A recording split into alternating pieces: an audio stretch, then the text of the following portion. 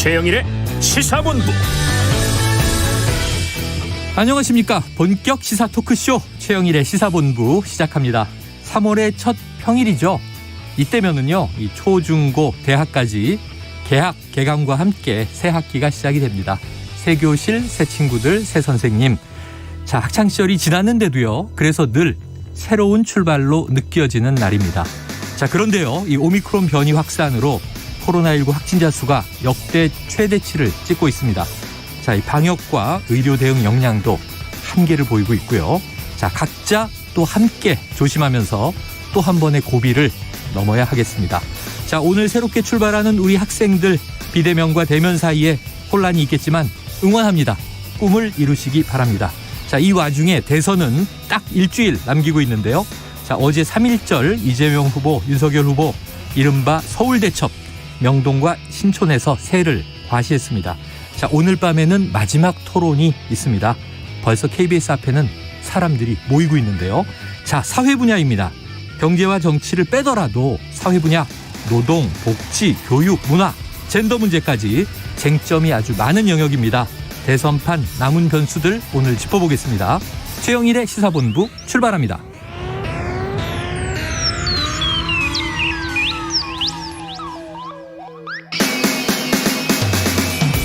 네, 1부에는요. 오늘의 핵심 뉴스를 한입에 정리해드리는 한입뉴스 있고요. 러시아의 우크라이나 침공 이후 신냉전이 우려되고 있습니다. 2부 10분 인터뷰에서 현재 상황과 앞으로의 전망까지 정재원 국민대 유라시아학과 교수와 분석해보겠습니다. 이어서 진격의 보수 사건 본부 준비되어 있습니다. 한입에 쏙 들어가는 뉴스와 찰떡궁합인 디저트송 신청 기다리고 있으니까요. 오늘 뉴스에 어울리는 노래가 있으면 문자 샵 9730으로 자유롭게 보내주시기 바랍니다. 오늘의 디저트송 선정되신 분께는요, 커피 쿠폰 보내드립니다. 짧은 문자 50원, 긴 문자 100원입니다.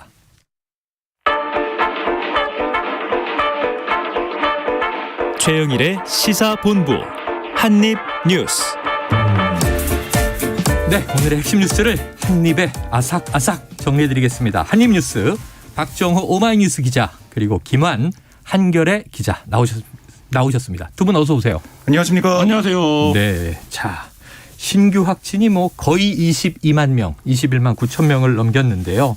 하루 사이에 8만여 명이 폭증한 그런 상황입니다. 그렇습니다. 박 기자님, 오늘 김부겸 총리도 이야기를 내놨죠? 네, 사실은 이게 좀 더블링이라고 해서 일주일마다 2배 된다는 거죠. 2배 되는 그런 상황이 이어지고 있었는데, 물론 지금 보면 딱 2배까지 아닙니다. 1점 몇 배 정도 돼서 2배는 안 되지만 폭증을 하고 있다. 그러니까 이게 주말 효과가 사라지면서 평일 접어들면 꼭 수요일에 발표되는 확진자 수가 이렇게 많이 늘어나잖아요. 네, 맞아요. 21만 9,241명이 발생한 상황이고, 그래서 이게 언제쯤 정점이 되느냐 이게 좀 중요해 보이는데, 앞으로 1, 2주 뒤면 정점은 될 거다. 이런 네, 얘기를 이런 얘기를 하고 있어요. 그래서 이 김부겸 총리도 오늘 여기에 대해서 여러 가지 얘기를 하면서 특히 방역 패스 중단에 대해 네, 중단됐죠. 여기에 대해 좀 얘기를 했습니다. 그러니까 방역 패스가 어제 중단이 되면서 일각에서는 너무 편하다, 좋다라는 분도 있고, 네. 또 한편으로는 좀 불안하다. 걱정하는 분들. 백신을 안 받은 분들이 이제는 확인 이런 거 없이 올 수가 있는 상황 아니냐. 네. 이러다가 확진자가 더 늘어나면 어떡하냐. 오미크론 변이 전파력 센데 이렇게 얘기를 하고 있는데, 오늘 이런 혼란에 대해서 이 논란이 많은 걸 알고 있다.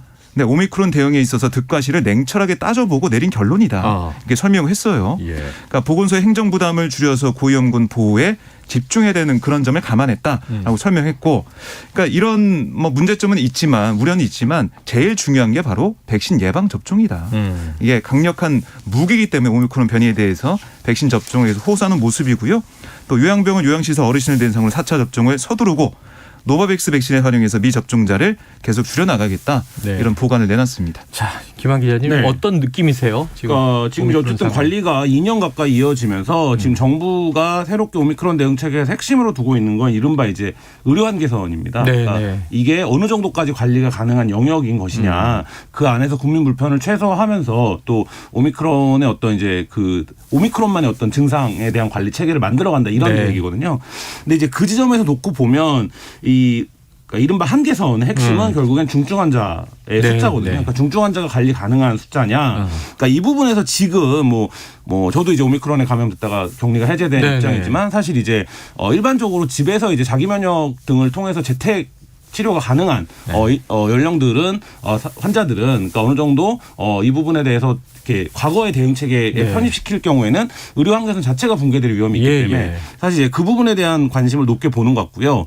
근데 지금 이제 정치권이나 이런 데서 논란인 것은 하루에 지금 한 30만 명까지 갈 수 있다. 네네. 이 정점에 이르면 이런 분석이 나오는데 그러면 그냥 어림 계산을 해봐도 자가격리자가 한 150만 명 정도 되는 상태에서 네네네. 선거를 치러야 되는 거거든요. 다음 주에. 네, 다음 주에. 그러면 이 부분이 굉장히 지금 이제 박빙 구도에서 큰 변수가 될 수 있는데. 오미크론 확진이. 그렇죠. 그러니까 한 100만 명 이상의 어쨌든 이제 격리자가 있다라고 하면 그러니까 이 부분에 대해서 지금 이제 선거를 앞두고는 좀 관심이 집중되고 있는 것 같습니다. 지켜볼 문제입니다. 그렇기 때문에 또 여야 모두 네. 이번 주말 내일 모레부터입니다. 이틀 이제 진행되는 사전 투표를 많이 해달라 이런 독려를 또 그렇죠. 하고 있기도 하죠.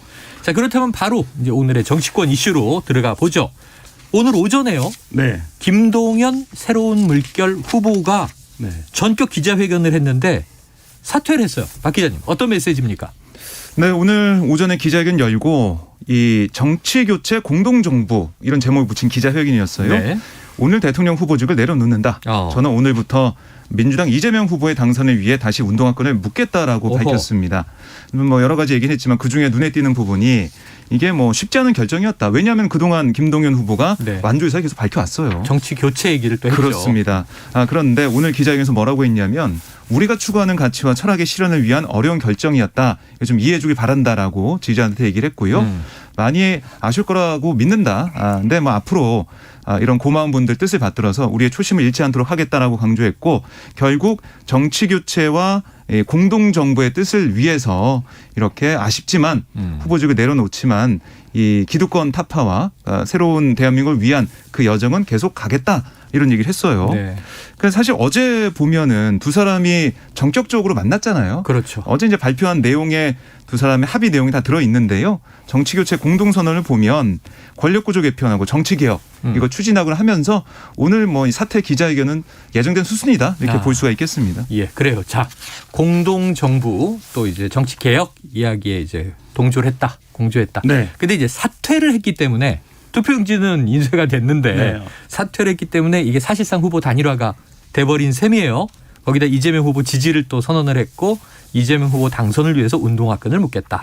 자, 그러면 이제 국민의힘 반응도 궁금하고 김한 기자님. 네. 이게 이번 대선에 좀 어떤 영향이 있을 걸로 보십니까? 일단 뭐 계속 단일화가 야권을 중심으로 한 논의인 것처럼 진행이 되어 왔는데 그랬죠. 어떻게 실제로 된 건 여권이 이제 먼저 된 상황이에요. 그러니까 국내의힘은 이 입장에서 이재명 후보가 지금 이제 최근 들어서 굉장히 강한 메시지로 내고 있는 정치 개혁과 관련된 담론이 네. 선거 막판에 예를 들면 중도층을 끌어들이는 어떤 큰 변수가 될 것을 굉장히 우려하고 있는데 겉으로는 김동연 후보 자체가 지지율 숫자가 높진 않았기 때문에 예. 사실 이제 이 부분에 대한 어떤 평가를 좀 낮게 보는 것과 또 한 가지는 어쨌든 이 문재인 정부에서 부총리를 지낸 인사하기 때문에 네네. 어차피 저쪽 사람이 아니었느냐 네네. 뭐 이런 반응이 같이 나오고 있는데요. 그러니까 권영세 그 본부장 같은 경우에도 크게 뭐 큰일이라고 생각하지는 않는다. 큰일 뭐 아니다. 이렇게 이제 얘기는 하고 있는데 그러니까 이게 단순히 지지율을 숫자 대 숫자로 더한다는 의미보다는 지금 이재명 후보가 주장하고 있는 정치 개혁 공동 정부에 누군가들이 합류하기 시작했다.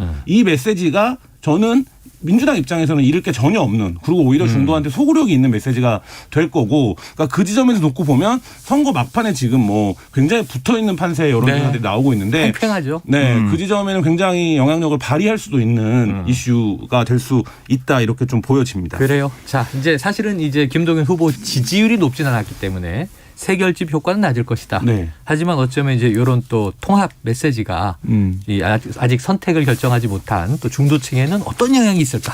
이게 초미의 관심인 것 같고요. 자, 그런데 어제 뭐 신천 유세를 상당히 좀 사람들이 많이 운집한 것 같습니다. 윤석열 후보 이게 자신감이냐, 뭐 오만이냐, 민주당에서 또 여러 가지 비판도 있는데 집에 갈 준비해야 할 사람이 무슨 국민 통합이냐 이런 이야기를 했어요.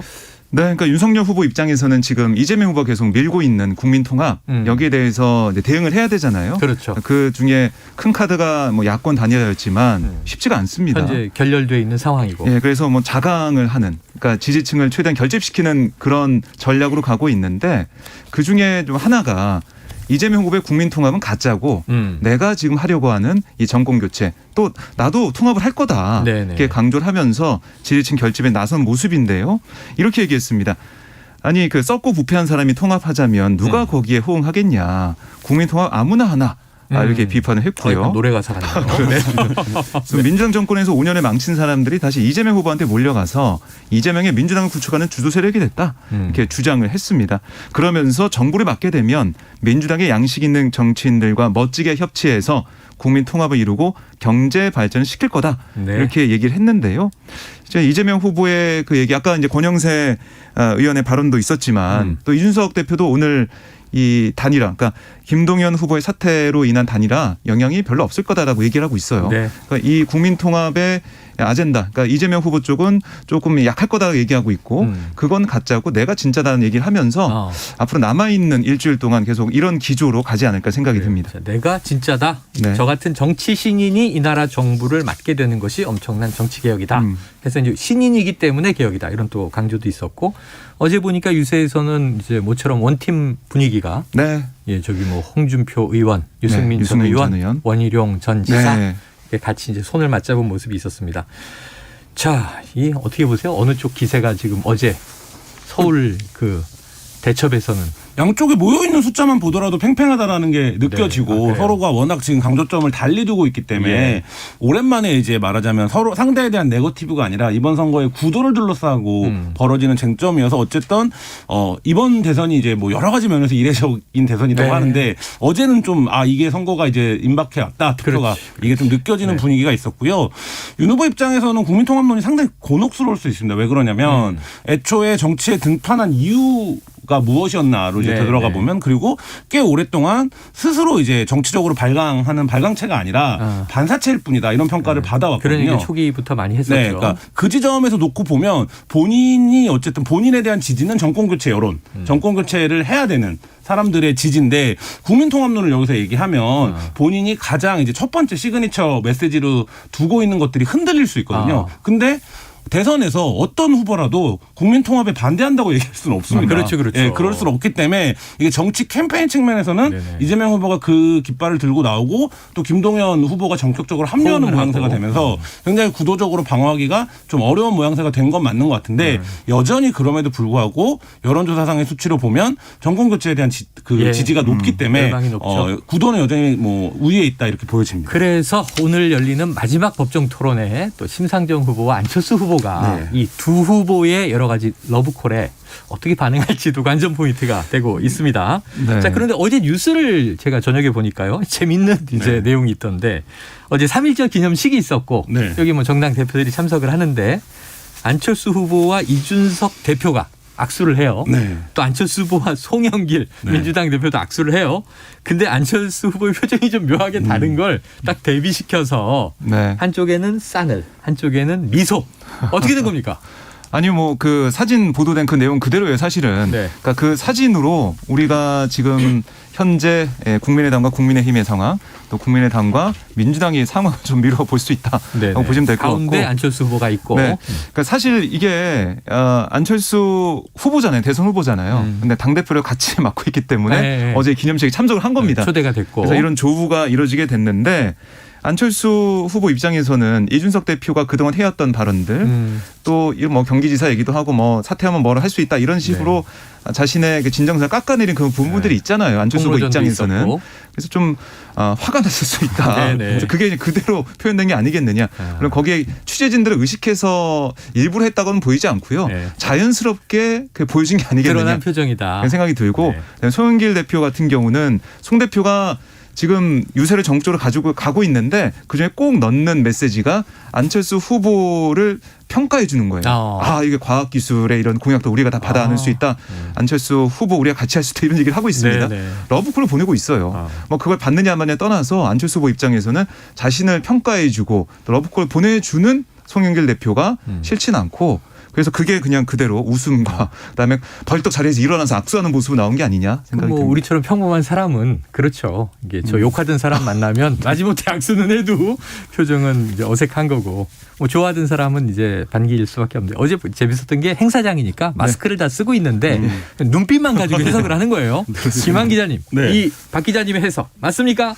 일단 뭐 안 후보와 이준석 대표의 사이가 이렇다 저렇다라는 거는 꽤 오래 그 여의도와 그 네. 정치권에서는 알려진 이야기라서 따로 말씀드릴 필요는 없을 것 같고요. 안 후보 입장에서는 이러는 건 있을 것 같습니다. 사실상 단일화 협상이라고 얘기했지만 국민의힘에서 제안했다는 한 것은 안 후보의 사퇴를 전제로 한 어떤 그 조건을 얘기한 거였거든요. 근데 지금 민주당이 얘기하고 있는 공동정부로는 뭐 민주당에 대한 정권 교체가 필요하다라는 주장을 안 후보가 계속 해왔습니다만 네. 사실상 이제 본인이 얘기해왔던 그러니까 이른바 이제 안철수의 정치 예, 상당히 부합하는 내용들이 있기 때문에 예. 안 후보 입장에서는 각각의 제안이 붙은 네이밍은 다르지만 사실 같은 제안을 더 성의 있게 받고 있다라고 인식할 수도 있는 네. 측면이 있거든요. 그러니까 어제 그게 이제 좀 반영된 것 같고 그 며칠 동안 그리고 어제 이제 윤석 대표를 만나기 며칠 전 사이 동안 너무 이제 말하자면 발언들이 셌습니다. 지난 일요일 네. 기자회견에서 네. 결렬 나온 이후에 풍모전 양상이었죠. 안 후보에 대한 공격이라든지 아니면 안 후보를 어떤 스탠스로 대해 왔는지가 다 이제 노출이 된 상황이기 네네. 때문에 안 후보가 이제 정치를 시작한 지 10년이 넘었는데 그런 자리에서 어색하게 인사를 하면 네네. 어떤 평가가 따를 거라는 거를 이제는 다 아는 정치인인데 그랬다라는 거는 그 자체가 좀 뭐 어떤 메시지가 있었다 이런 네. 생각도 듭니다. 그래서 정리해서 못 만나면 깐다. 이런 이제 문서 제목도 화제가 됐는데 네. 김은혜 이제 국민의힘 대변인은 이거 2017년에 쓴 거를 이제 잘못 네, 보여서 덮어쓰면서 그런 것이다. 네. 기자들이 질문했는데 뭐 네. 맞습니까? 아니 뭐 그렇게 얘기를 하고 있는데 네. 기자들은 정말 좀 그럴까라는 생각은 좀 의심을 갖고 가지고 있는 있다? 기자들이 좀 있습니다. 제가 봤을 때는. 알겠습니다.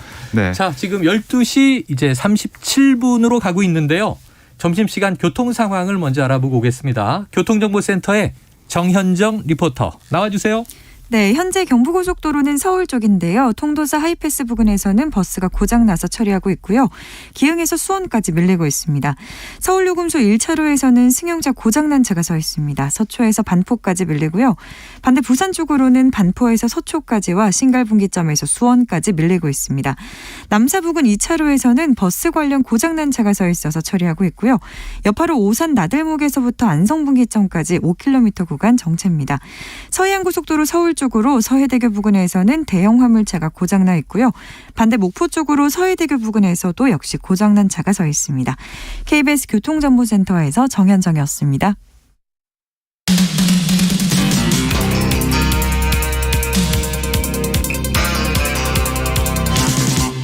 최영일의 시사본부. 네, 지금 이것도 어제는 없었고 오늘 아침부터 나온 소식인 것 같은데 박 기자님. 네. 그런데 이제 이 박근혜 전 대통령의 동생이죠. 네. 가족이 이제 몇 분 안 계신데 박근영 씨가 네.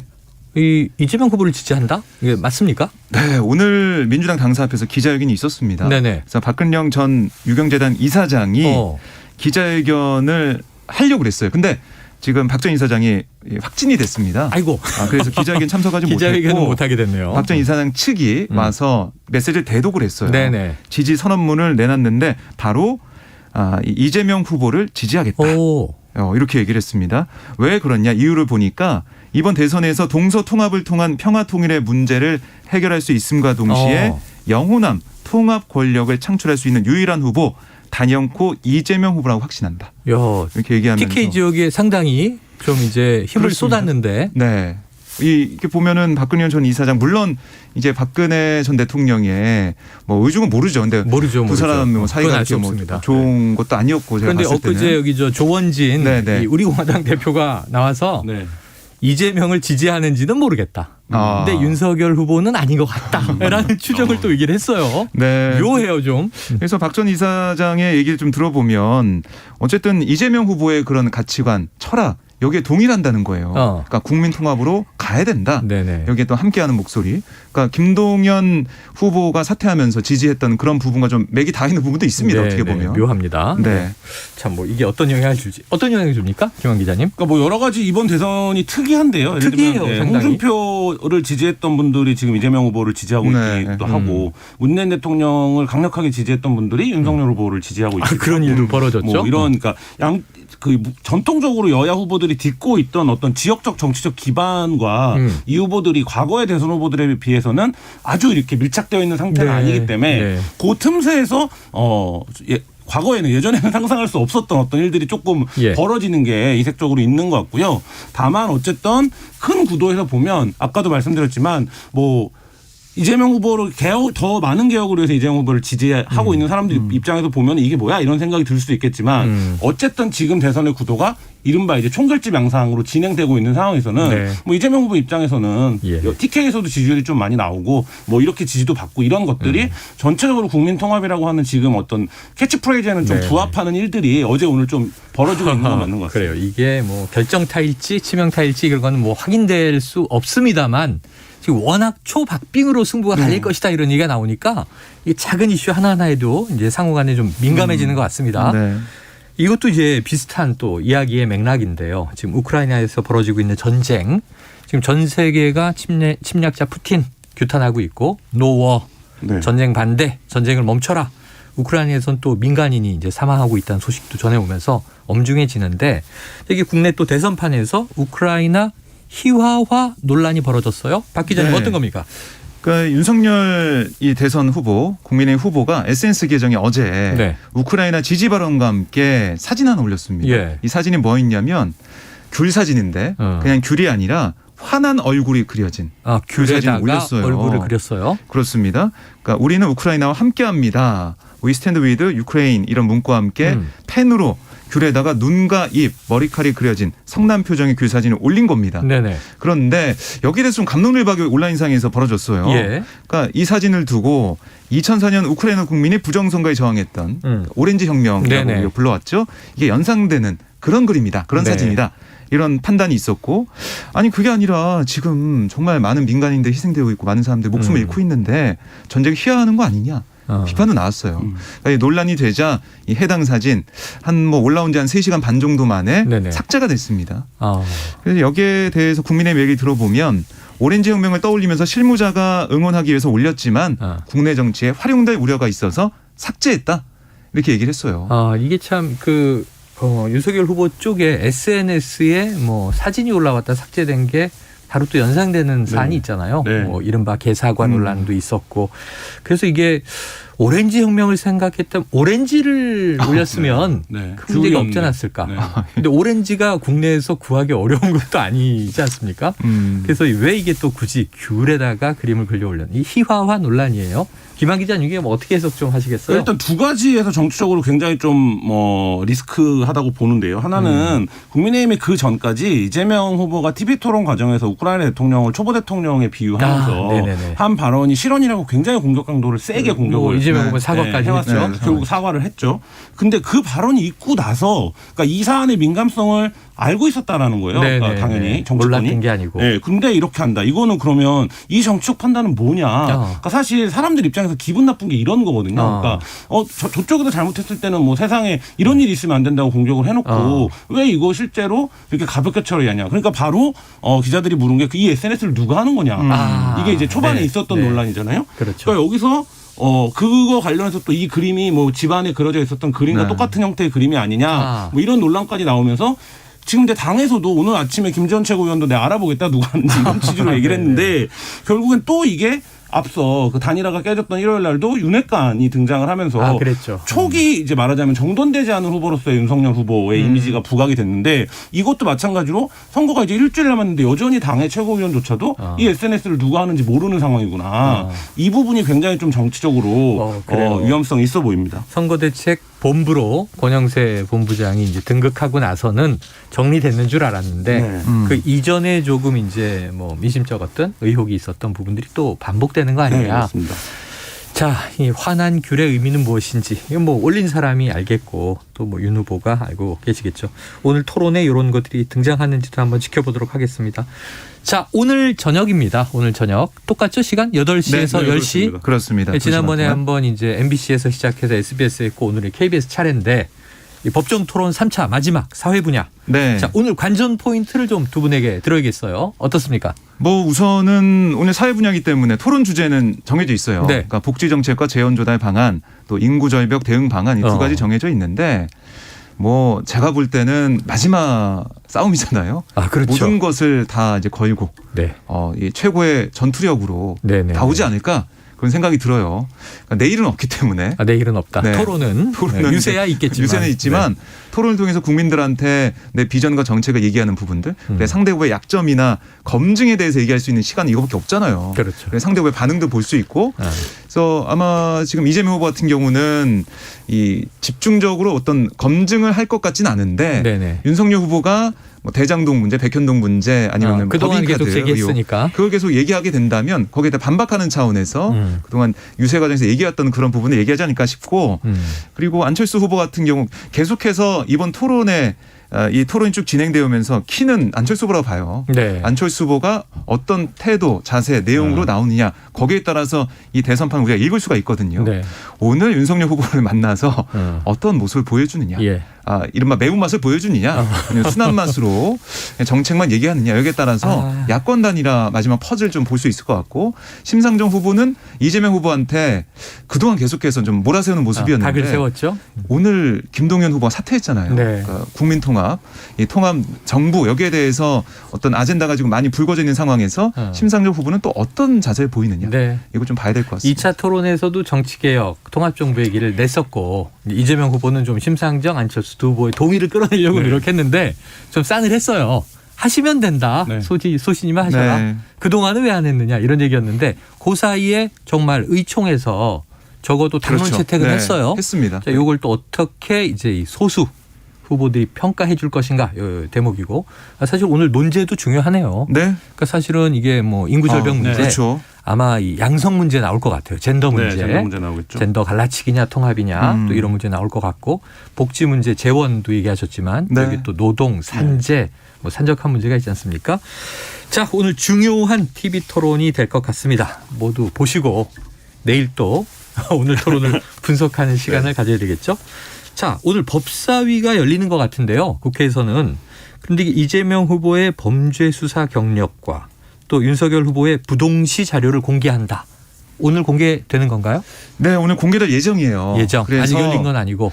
네, 아마 이게 지금 비공개로 공개가 됩니다. 비공개로 이제 법사위가 열리고. 의료정보이고 개인정보이기 때문에. 그렇습니다. 비공개로 공개가 됩니다. 그러니까 논리모순적이잖아요. 어떻게 비공개로 공개가 돼요? 비공개로 열람을 하고 네. 그 열람한 내용을 이제 아마 브리핑을 그렇게 할 그러니까 거예요. 보시면 이게 되겠습니다. 언론에는 비공개로 네. 법사위 내에서 공개가 되고 여야 의원들이 이제 뭔가 전원을 하겠죠? 네, 그렇습니다.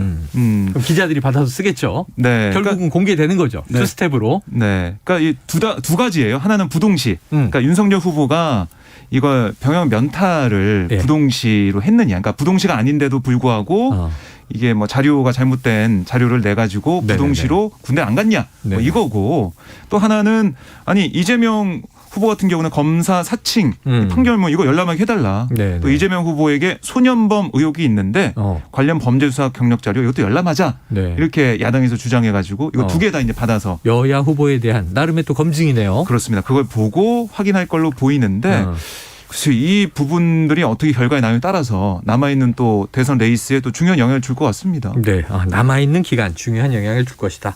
사실은 뭐 이 진영 지지층은 다 총결집해 있다 이렇게 얘기하고 있는데 네. 또 아직까지 결정을 못한 부동층이 이러한 이제 내용들을 보고 어떤 결정을 내릴까?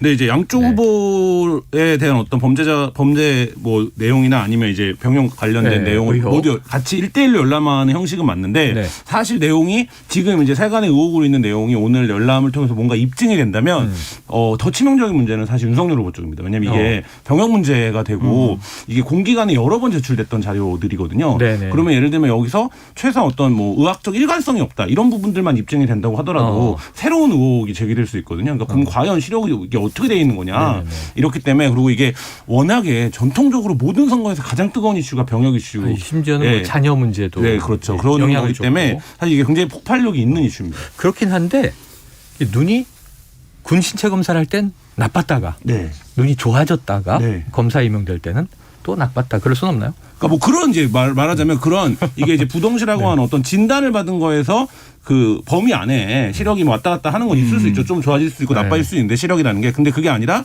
이게 이제 부동시라고 하는 진단 자체가 성립되는 거에 있어서 일관성이 없는 시력 그래서 아까 말씀하신 네. 의학적 일관성. 네, 그렇습니다. 네네. 그 부분입니다. 그러니까 의학적 판단이 중요할 네. 것 같습니다.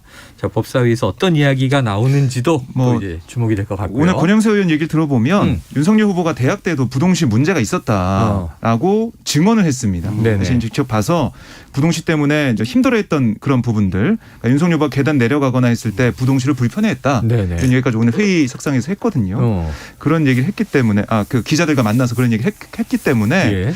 이 국민의힘 쪽에서는 별 문제가 없을 거다 이렇게 좀 보고 있습니다. 자, 이게 대장동 관련 또 뉴스가 있습니다. 남욱 변호사 지금 구속 기소된 상태죠? 네, 그렇습니다. 그런데 이 김만배 화천대유의 최대 주주죠. 네. 이재명 사건이 뒤집힐 수 있도록 대법관에게 부탁했다. 이건 사실은 야당 국민의힘에서 그동안 주장해왔던 내용인 것 같은데 네. 그러한 맥락의 이야기를 했다는 거예요. 네, 그러니까 이게 지금 뭐 보수 언론을 통해서 보도가 좀 되고 있는데 어떤 네네. 거냐면 천화동인 사업 소유주 남욱 씨로부터 검찰이 확보한 진술이 김만배 씨가 2019년부터 이 권순일 전 대법관에게 50억을 줘야 된다 이런 말을 하기 시작했다. 또 이재명 선거법 위반 사건에서 대법원에 들어가 권 전 대법관에게 부탁해서 뒤집힐 수 있도록 역할을 했다라고 김만배 씨가 말했다. 이렇게 남욱 변호사가 진술했다는 겁니다. 네. 지금 보도가 되고 있는데 이 사건은 아시겠지만은 2018년 경기도지사 선거에서 친형 강제 입원 여기에 거짓말의 혐의 등으로 기소가 됐잖아요. 그렇죠. 2심에서 당선 무효용에 해당하는 벌금 300만 원 선고받고 대법원 판결 기다리고 있었는데 네. 대법원이 2020년 7월에 무죄 취지로 파기환송했어요. 그때 권 전 대법관이 어떤 역할을 한 거 아니냐. 김만배 씨가 그걸 역할을 할 수 있도록 부탁을 했다. 이런 증언이 나왔다는 보도가 있는 겁니다. 네. 근데 여기에 대해서 이 중앙지검은 녹취록이나 조서 내용을 확인해주기 어렵다. 사실관계 확인이 진행됐거나 진행 중이다. 이런 입장을 언론 통해서 내고 있고요. 네. 또 이 남욱 변호사 측은 사실관계 확인 어렵다라고 했고 김만배 씨 측은 과장된 얘기일 뿐이다. 이렇게 해명을 했어요. 그리고 이제 권 전 대법관도 아니 지난해 사실은 이 50억 클럽 의혹에 대해서 전혀 사실 무근이다라고 일축한 바 있고 이번에 보도에 대해서도 너무 사실과 다른 보도 여기에 대해서 법적 조치하겠다. 전혀 들어보지 못한 소리고 그 무렵 그러니까 2020년 3월쯤에 김만배 씨를 본 적도 없다. 이렇게 주장하고 있습니다. 대선 판세가 팽팽하다 보니까 지난 2차 토론 때는 또 조재현 대법관이 현직 대법관인데 거론이 되면서 실명이 거론돼. 기자회견도 등장을 하고요. 네. 이번에 또 권순일 주거 전 자료까지 대법관 다 공개를 했습니다. 본인이 아니라면. 권순일 전 대법관은 또 50억 클럽에 6명 중에 이름이 올라있던 인물이라 자, 어떻게 이게 또 작용할지 지켜봐야 될 사안이 하나 또 늘고 있네요. 이 김한 기자님 이 관련해서는 그러니까 이게 근데 취재되신 바 있어요? 보도가 이 녹취록이라고 하는 게 그때 국면에 따라서 그만큼씩만 지금 나오고 있는데 그러니까 녹취록에 네. 참 이렇게 여야 후보의 이름이 다 네. 거론된 녹취가 있는 것도 희한해요. 네. 그러니까 이 녹취록에 뭐 어쨌든 전문, 전무 이런 거가 오히려 이렇게 공개되는 게 공익에 부합하는 상황이 아닐까 이쯤 되면 뭐 누구 유불리를 떠나서 이런 생각까지 듭니다. 야, 일주일 동안 또 그거를 읽어서 판단을 해야 되나 보통 문제는 아닌데 참 언론이 좀 진작에 시간이 있을 때 잘 정리해 주셨어야 되는데 안타까움이 있습니다. 어쨌든 법적인 또 지금 소송도 진행되고 있는 상황이라 지켜봐야겠죠. 자, 오늘 한입뉴스 박정호 기자님 그리고 김한 기자님 고생하셨습니다. 네, 감사합니다. 고맙습니다. 자, 청취자 1055님 신규 확진자가 제일 많이 나왔지만 대선 막판이라 이런저런 뉴스도 많아 어지럽지만 그래도 오늘 새 출발을 하는 많은 분들을 위해 이 노래 듣고 싶습니다. 저도 이거 생각했는데 저랑 마음이 통하셨네요. 김동률의 출발 들으시고요. 저는 2부로 돌아옵니다.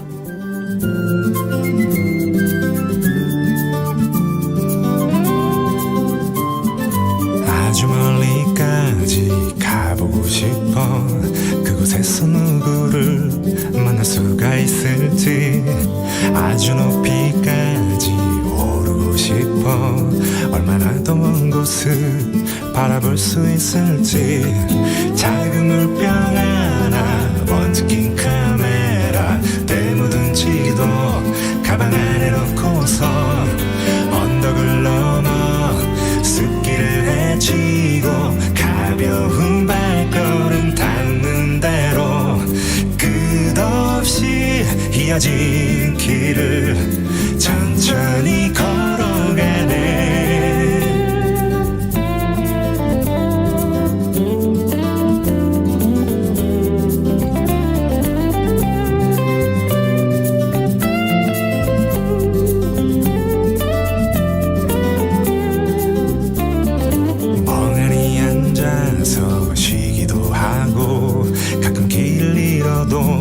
서두르지 않는 법 언젠가는 나도 알게 되겠지. 이 길이 곧 나에게 가르쳐줄 테니.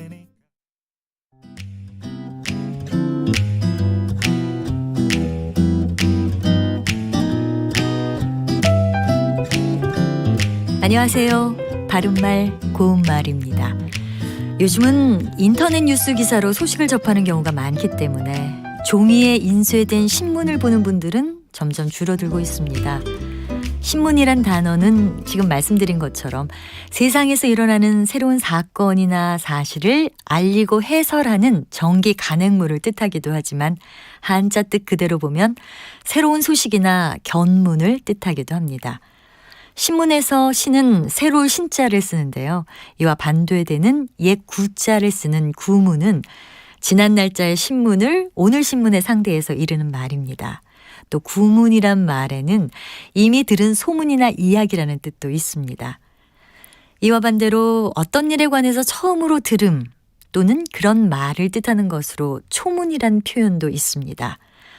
그런 말은 나도 초문이다 같이 표현할 수 있는데요.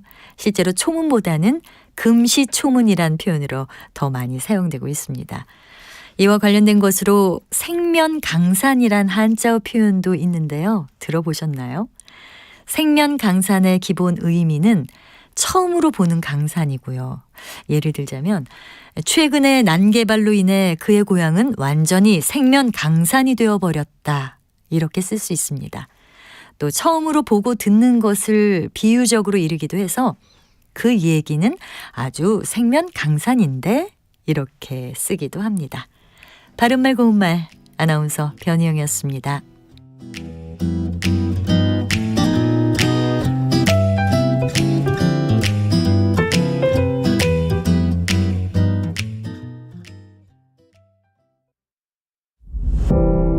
올해는 꼭 저도 좋은 직장 취업하는 게 목표고 준비하고 있는 친구들 모두 원하는 직장 찾을 수 있으면 좋겠습니다. 우리의 꿈이 아이들이 그냥 건강하게 안전하게 살 수 있는 나라가 되었으면 좋겠습니다. 우리의 내일이 좋은 정치를 할 수 있는 분으로 바뀌었으면 좋겠어요. 우리 서민들 위해서 좀 잘 살 수 있게 서로 도와가면서. 우리의 대한민국이 엄마랑 아빠랑 집에 일찍 오면 좋겠어요. 우리의 손끝에서 만들어집니다. 3월 9일 제20대 대통령 선거 우리가 국민이 시민들이 우리 엄마 아빠 뽑아요. 2022 우리의 선택 KBS 라디오가 함께합니다.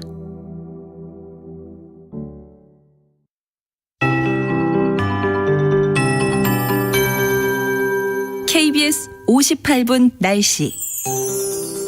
동쪽 지역은 대기가 매우 건조한 상태입니다. 현재 강원 영동과 경상 남북도, 충북 남부와 전남 동부 지역에 건조특보가 계속 발효 중이고 바람도 강하게 불고 있습니다.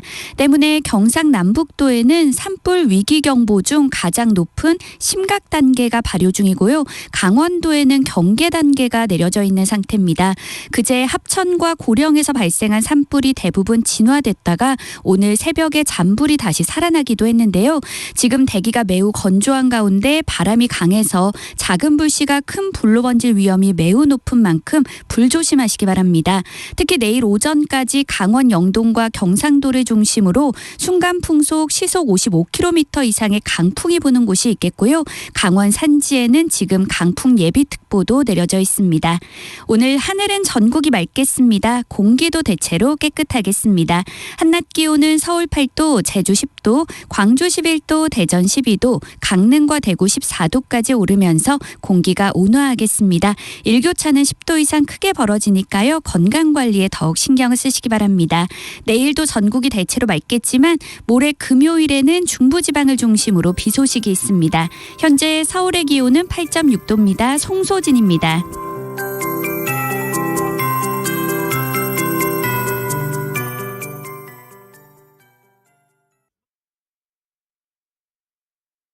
정성을 다하는 국민의 방송 KBS가 한시를 알려드립니다.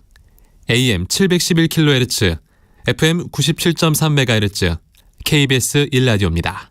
HLKA.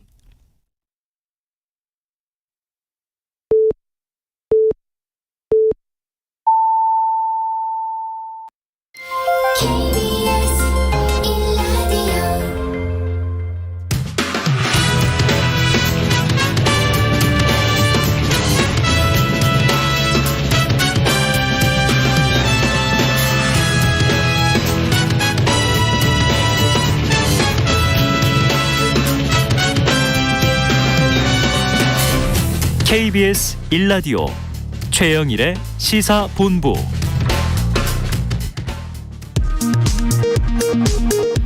이 시각 라디오 정보센터 뉴스입니다. 정부가 소아 확진자의 대면 및 입원 치료를 전담하는 소아특화 거점 전담병원 26곳을 지정했습니다. 이번에 지정된 26개 병원의 총 병상 수는 1,442개이며 오늘부터 대면 진료 및 입원 치료가 가능합니다. 제20대 대통령 선거가 일주일 앞으로 다가온 가운데 코로나19 확진자와 격리자의 대선 투표 참여를 위한 외출이 허용됐습니다. 확진자와 격리자는 선거의 당일에는 오후 6시부터 7시 30분 사이에 투표가 가능합니다. 사전투표일인 5일에는 오후 5시 이후에만 외출할 수 있고 오후 6시 전에 투표소에 도착해야 합니다. 조 바이든 미국 대통령은 우크라이나를 침공한 푸틴 러시아 대통령이 매우 오산했다면서 자유세계가 책임을 묻고 있다고 밝혔습니다. 바이든 대통령은 푸틴은 결코 예상하거나 상상하지 못한 힘의 벽에 직면했다고 강조했습니다. 러시아의 우크라이나 침공으로 국내 기업의 피해와 애로 사례가 370여 건 접수된 것으로 집계됐습니다. 정부는 국내 경제 영향이 부문별로 조금씩 가시화될 우려가 크다고 보고 피해 지원 등을 차질 없이 지원하겠다고 밝혔습니다. 지금까지 라디오 정보센터 뉴스 정한나였습니다.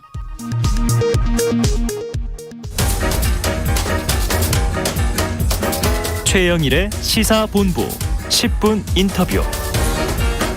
네, 화제 이슈를 짚어보는 10분 인터뷰 시간입니다. 러시아의 우크라이나 침공 이후 어제는요, 이 양측이 첫 회담을 갖기도 했는데요. 갈등 국면이 과연 어떻게 전개될까요? 자, 오늘은 정재원 국민대 유라시아학과 교수를 직접 모시고 자세한 이야기 나눠보겠습니다. 정 교수님 안녕하십니까? 예, 안녕하십니까? 이렇게 나와주셔서 감사합니다. 예.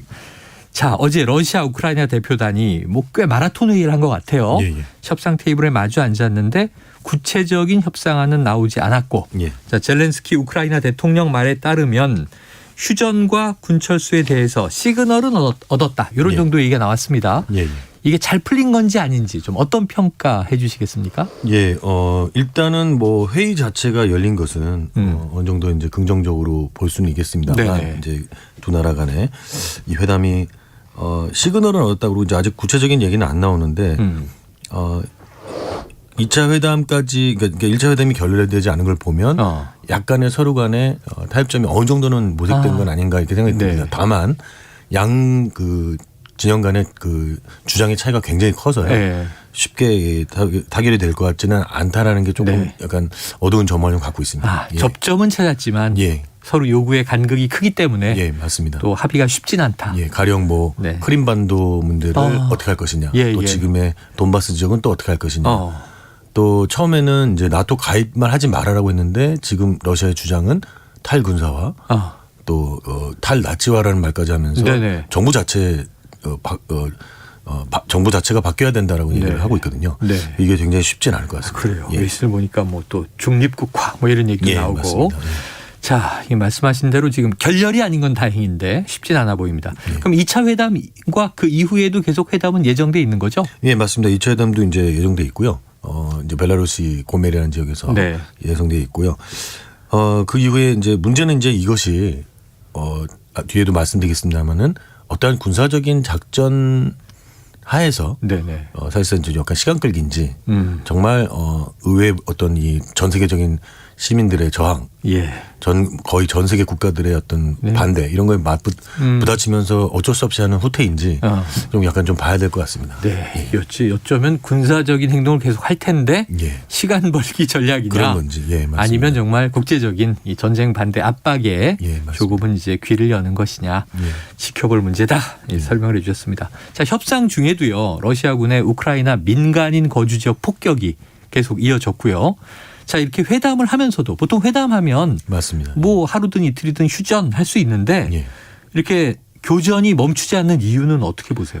그러니까 저가 이제 우리가 이제 앞에서 조금 이제 보도되는 내용들이 러시아가 겉으로는 군사시설만 폭격하기도 해놓고는 민간 지역까지 뭐 공격하고 있다 이렇게 이제 보도되고 있는데 다른 한편으로는 좀 다른 얘기도 있습니다. 그러니까 실제로 군사시설 중심으로 하고 대대적인 폭격 같은 걸 했다가는 우크라이나인에 대해서 이렇게 이러한 잔혹한 학살 행위를 했다가는 엄청난 반발에 내부로부터 안으로부터 심지어는 그 지배층 안에서도 반발이 있을 거라고 생각이 들고 국제사회의 압력은 좀 덜 느끼지만 그것이 결국은 굉장히 푸틴 정부의 실각까지 있을 수 있기 때문에 예를 들면요.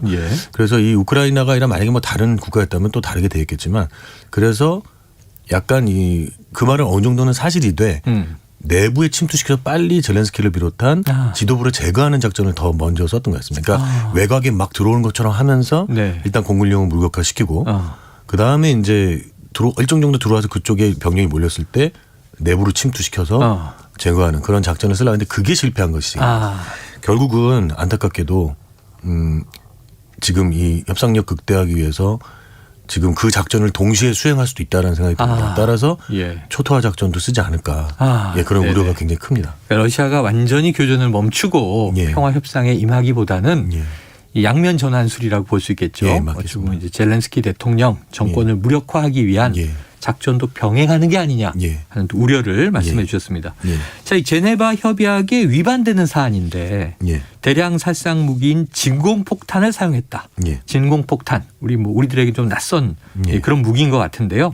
러시아가 공격 수위를 높인 것도 지금 이제 분석해 주신 말씀의 연장선상에 있는 걸까요? 예, 맞습니다. 그래서 이제 정말 정말 도박 같은 행위인데 완전히 정말 단기간에 초토화시켜서 빨리 항복을 얻어내느냐 혹은 포위를 해서 정말 고사시키느냐 어쨌든 전 세계적인 비난을 받더라도 그렇게 해서 빨리 목적을 달성하는 게 더 낫다고 생각한다면 지금 이러한 이제 진공폭탄 이런 것도 감히 사용할 수 있겠죠. 다만 이 부분은 아직은 이제 뭐 미국에서 확인되지는 않았다고 하지만 중요한 건 그겁니다. 민간 지역에 마구 총기를 사용하고 있고 포격을 하고 그러고 있다라는 것이죠. 또 지금까지는 좀 특이하게도 아직은 전투기가 총 동원된 게 많지가 않습니다. 뭐 45대인가밖에 안 된다고 하더라고요. 그런 어떤 공격이 조금 제한적이기 때문에 굉장히 좀 그나마 다행이었는데 이제는 무차별적으로 할 수도 있다는 생각이 좀 듭니다. 그러니까 이제 부담을 줄이기 위해서 어쨌든 전쟁의 목적 조기에 항복을 얻어내기 위해서 초토화 작전까지 쓰게 된다면 어쩌면 피해는 더 커질 수 있다. 이런 맞습니다. 우려가 교수님 말씀을 듣고 생각이 드네요. 자, 푸틴 러시아 대통령 핵전력 강화 준비 태세까지 명령했다. 그렇다면 핵무기 사용 가능성도 있다고 보십니까? 이 부분은 조금 이제 좀 과장되지 않았나 싶습니다. 과장인 것 같다. 정말 끝까지 몰려가지고 이럴 수도 있다라는 협박을 한 것이지 실제로는 아무리 푸틴이 지금 정신건강설이 있다고 하더라도 그거는 뭐 불가능하지 않을까. 실제로 핵 사용은 정말로 인류 공멸이기 때문에 그것까지는 아닌데 다만 굉장히 우리한테 위협적인 것은 사실이죠. 알겠습니다. 걱정입니다. 자, 러시아와 전력 차이가 큰 우크라이나가 군사적 열세에도 지금 여러 도시들을 지키면서 또 선방한다는 소식도 들려와요. 맞습니다. 자, 우크라이나가 만약 EU에 가입하게 된다면 지금의 교전 상태가 좀 새로운 국면을 맞을 걸로 보십니까? 나토와 달리 또 EU는 조금 다른 상황이죠. 그러나 EU 역시도 지금 나토 문제 가려 있지만 사실 뭐 러시아가 나토만큼 강하게 반발하고 있지는 않지만 이 역시도 궁극적으로 우크라이나가 서방 경제권, 서방 분화권으로 들어가는 의미이기 때문에 러시아도 이 부분에 대해서 그렇게 또 쉽게 허용할 것 같지 않습니다. 더군다나 아무리 지금 EU에서 뭐 우호적인 표시를 하고 있지만 전 그 회원국의 동의도 있어야 되고 네. 이후에 어떤 공동 법 체계에 맞는 뭐 경제, 뭐 정치, 사법 체계가 갖춰져야 되기 때문에 좀 쉽지는 않을 것 같습니다. 네. 예. 그러나 허가 시기가 조금 앞당겨질 가능성도 네, 있지만 네. 그러나 이거는 뭐 아직은 모를 것 같습니다. 아직은 예, 확정적으로 보긴 어렵다. 예, 예. 그런데 그동안은 EU가 우크라이나 가입을 조금 이제 좀 꺼리는 경향도 있었는데 맞습니다. 예. 이번엔 전폭적인 응원이 있다 보니까 예, 맞습니다. 오히려 또 덥석되는 거 아닌가 하는 뭐 그런 사례도 이제 예. 있긴 있었습니다. 뭐 스웨덴이라든지 핀란드가 있었지만 네. 그러나 이제 좀 여러 가지로 아직은 조금은 지켜봐야 될 것 같습니다. 조금은 예, 이것이 또 지금 기름을 또 붓는 격이 될 수도 있다. 그렇죠, 그렇죠. 예, 그렇죠. 거꾸로 그럴 수도 있기 때문에 예, 조금 지켜봐야 될 것 같습니다. 오히려 이제 EU 가입이 우크라이나에 또 이제 화가 자초될 수도 있는. 예, 나토 하나 거대한 남북공동체에 예. 들어가고 또 EU라고 하는 경제공동체에 동시에 들어가게 되는 계기가 되면 러시아로서는 이제 또 러시아는 또 반발이 용인하기 어렵다. 예. 자, 뭐 EU 가입까지 통상적으로 한 1년 이상 걸리는 걸로 알려져 있고요. 그런데 유럽 질서 수호를 위해서 가입 허가 시기가 앞당겨질지 이것도 이제 지금 지켜볼 대목입니다. 예, 맞습니다. 자, 지금 우리나라도 동참을 하고 있는데요. 예, 예. 서방 세계의 대러시아 경제 수출 제재 예. 러시아에 좀 타격을 줄까요? 이미 뭐 보도가 다 나왔다시피 일단 굉장히 짧은 시간에 거의 모든 국가들이 참여하고 네. 모든 나라들이 다양한 수단으로 지금 압박을 하고 있지 않습니까? 네. 당장 효과가 나왔습니다. 그래서 안타깝게도 항상 이러한 전쟁은 지배층보다는 항상 일반 대중 맞아요. 서민들이 고통을 받거든요. 맞아요.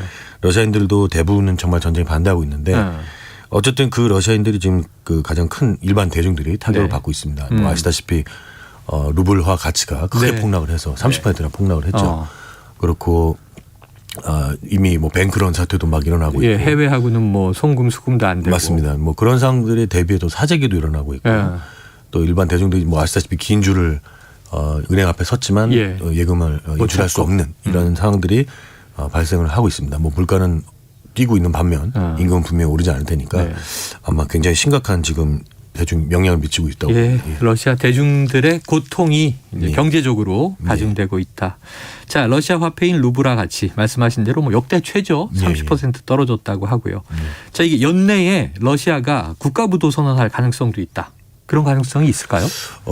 아직은 좀 성급할 수 있겠지만, 그러니까 말하자면 이 상황이 러시아가 어떤 형태로든지 조금 양보한다면, 물러난다면, 뭐 또 다시 풀린다거나, 뭐 어떤 조치가 있을지 모르겠고 이대로 간다면, 예, 분명히 그럴 가능성은 있습니다. 충분히 있고 러시아 의외로 지금 다만 이제 외환 보유고는 높으나 많으나 이제 금 보유량이라든지 이런 건 많지만, 지금 이제 이 상황이 굉장히 그 손실이 금방 일어나기도 하겠지만 안타깝게도 안타깝다고 해야 되나요? 중국이 뒷배가 있습니다.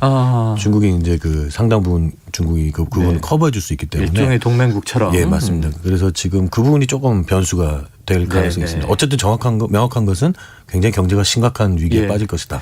장기화되면 국가부도 가능성이 없는 것은 아니다. 예, 맞습니다. 하지만 이제 또 중국이라는 변수가 있군요. 자, 비자금 등 경제 제재로 궁지에 몰린 푸틴 대통령. 그럼 출구 전략이 있다면 뭐가 있을까요? 그러니까 지금 저렇게 이제 그 어떻게 보면은 뭐 본인들이 자초한 거지만 러시아가 자초한 거지만 저렇게 전 세계가 똘똘 뭉쳐서 저렇게 모든 압박을 가한다면 심지어 뭐 스포츠계까지도 문화계까지도 여기서 출구가 지금 보이지가 않습니다. 네네. 예, 그러니까 이 자존심이랄지 러시아가 지금 거기까지 자국 국민도 많은 희생을 치르면서 거짓말까지 하면서 지금 자국 군인은 희생이 없다 이랬지만 사실 언젠가 드러날 거 아닙니까? 드러나고 있죠. 일부는. 예, 맞습니다. 그래서 이러한 것을 나중에 감당해낼 수가 없기 때문에 약간은 좀 출구를 모색해 줄 수 있는 부분도 좀 마련해 줘야 되지 않을까.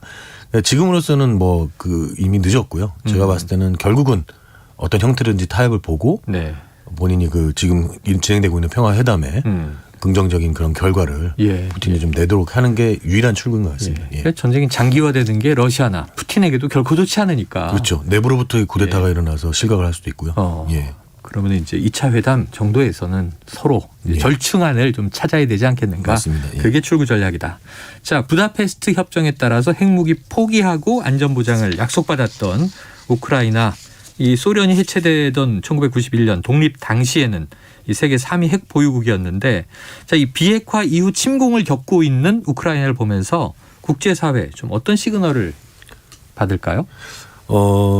역시 이제 핵을 갖고 있는 국가가 러시아가 역시 강하구나. 이번에 또 핵 심지어 경고까지 한 푸틴의 사례를 보면서 그것도 있지만 지금 이제 제일 문제는 소위 이제 여러 가지 비민주적인 권위주의 국가 중에 핵을 아직 갖고 있지 못하거나 갖고 있더라도 포기를 압박을 받는 국가들, 뭐 예를 들면 북한이라든지 이런 국가들이 향후 비핵화를 하지 않으려고 하는 분명히 그런 시그널을 받을 거라고 봅니다. 북한에 좀 잘못된 시그널을 갈 것 같아서 또 걱정들이 많더라고요. 맞습니다. 그러다가 지금 더 굳어지는 미중 경쟁 속에서 러시아까지 중국에 한껏 더 강화를 했고 동맹이 그런 상황에서 이 구도는 그대로 동북아시아에서 펼쳐질 것 같아서 이 비핵화 문제와 더불어서 양 진영의 이런 그 적대적인 그런 관계들이 이 아시아에서 특히 우리 한반도에서 나타날 것 같아서 큰 걱정이 있습니다. 걱정이 있다. 자, 이 독일까지도 2차 대전 이후에 강군 전략 포기했었는데 과거와 달리 국방 예산 강화하고 있고요. 독일이 우크라이나에 무기 지원도 지금 선언을 했고요. 이러다 보니까 이 미중 갈등이 신냉전이다 했었는데 러시아 또 패권주의가 튀어나와서 신냉전이 현실화되는 거 아니냐. 그럼 유럽 내부도 좀 재편 가능성이 있습니까? 이게 좀 안타까운 것이요. 이제 이 뒤에 이 러시아의 패권 이 다툼 때문에 안타깝게도 물론 이제 방위를 목적이라고 한다고 하지만 안보 위협 때문에 그런데 문제는 오히려 이 군수산업만 더 발달하게 생겼습니다. 군수산업만 발달하게 생겼다. 그래서 미국을 위시한 전 세계가 다시 또 군사적인 대치 자체가 문제이기도 하지만 군수산업 그러니까 군수산업이 증가하는 게다가 또 지금 용병산업까지 전 세계에서 활발한데요. 지금 와그너 그룹이라든지 이런 그룹들이 지금 러시아 쪽에 들어와 있고 또 거꾸로 블랙워터스는 뭐 이쪽에 들어와 있다는 얘기도 있습니다. 우크라이나 쪽에. 그러니까 이 용병산업까지 더불어서 굉장히 큰 정말 지구의 안보에 위협이 되는 그런 상황이 펼쳐질 것 같아서 특히 독일 같은 경우는 이건 정말 역사적으로 획기적인 일 아닙니까? 그래서 이 나치의 만행이 했었던 독일의 다시 또 이런 군수적 재무장화 혹은 군사적인 군수물자의 수출 이런 것들은 굉장히 위험하다고 보고 있습니다. 군수산업, 용병산업까지 지금 걱정해 주셨습니다. 자, 끝으로요. 유라시아 전문가시니까 이 상황에서 좀 청취자분들에게 한마디 좀 중요한 당부를 남기신다면요. 유라시아 연구자로서 너무 가슴이 아픕니다. 과거에 나치 독일에 맞서서 두 우크라이나와 러시아가 같이 싸웠던 뭐 체제는 우리와 달랐지만 정말 엄청난 희생을 치르면서 싸웠던 그 두 나라가 이제는 서로 이렇게 죽이고 죽는 그런 상황이 이루어지고 있고요. 그것이 이제 극소수의 위정자들에 의해서 이렇게 펼쳐지고 있다는 게 굉장히 안타깝고요. 그래서 이 상황에 대해서 우리도 전 세계 시민들과 전쟁 종식 평화를 위해서 뭔가를 하기 위해서 지금 성명서도 발표하고 이 앞으로 시민단체들과 또 제한 러시아 혹은 우크라이나 교민들과 또 전 세계 사람들과 같이 뭔가를 하자 이런 좀 생각을 하고 있습니다. 알겠습니다. 자, 정쟁 반대 세계 시민이 연대해야 한다. 이런 메시지까지 주셨습니다. 오늘 말씀 여기서 정리하죠. 고맙습니다. 감사합니다. 지금까지 정재원 국민대 유라시아학과 교수님이었습니다. 최영일의 시사본부는 여러분과 함께합니다. 짧은 문자 50원, 긴 문자 100원이 드는 샵 9730. 라디오 어플 콩과 유튜브는 무료로 참여하실 수 있습니다.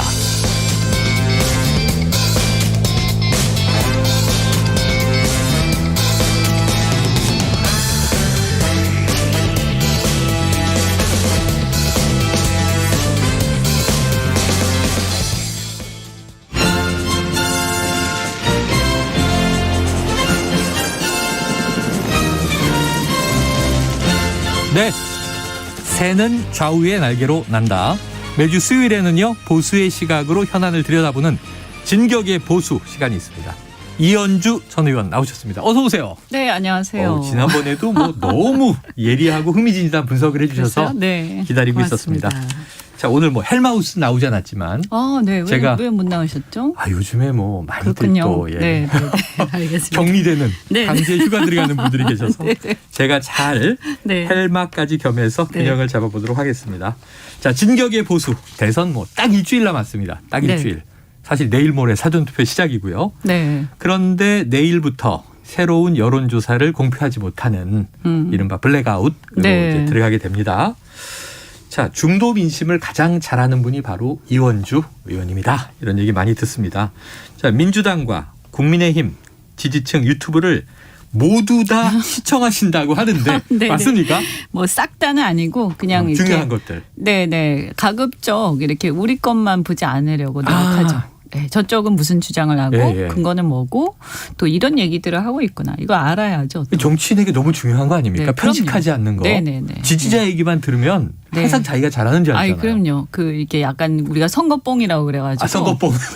그 유세장을 가면 다 저를 지지하는 사람만, 자기를 지지하는 사람만 있잖아요. 내가 당선이 안 될 수가 없다. 네, 그래서 점점 과격해져요. 저도 처음에는 좀 그런 게 있었는데. 요새는 이제 이건 아닌 것 같다.